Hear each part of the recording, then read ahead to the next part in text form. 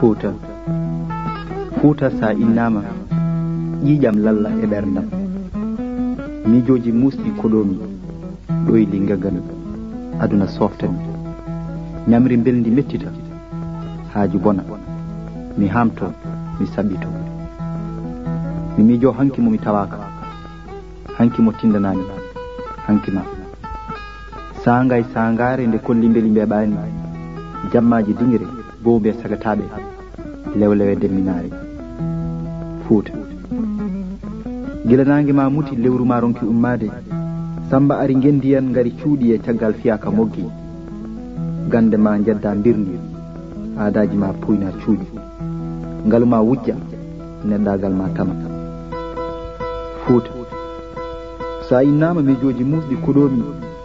ɓiɓɓe ma hanki yontaɓe hande ko wostaɓe, jaleɗe hanki bojji hande, jambaragal hanki ɗaminare hande, dimaɗi birgi waɗɗotoɓe godani, añɓe heege ɗomka majjere e ñaw, doki galle baba mbi kala jaltuɗo mi taƴa, holto hamma yeroyel woni, danga yummum yoolima, bolume gulli luuki jeehi, maaje ɓeeɓi, ndungu koye miijo heddi, gese cooyi, bille keewi, dingre pusi,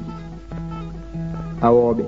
aynaɓe, remoɓe ɗannanima ndi jawdi ɓe jiitata, gonti renoɓe galleji ɓe lamɓe hesɓe hesoɓe ngalu gummigo e doole miskineɓe ɗo ɓe jooɗi, liggotoɓe ndi mbaylani ndi waylata joote. Fuuta tuuba ko wiya fuuti saabu yimɓe ma o funti, kono tuuba haako ina wooce ndeke funtine bacce, so toɓo iwrani dow yo toɓo iwru less, aduna bonani ɓooyi,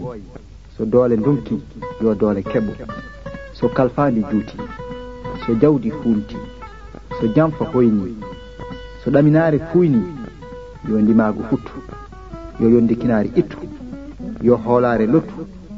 yo katantagal dottu, añɓe yo ottu, kalfandi yo nattu, jam yo artu, bojji yo cattu, so laaɓani en battu.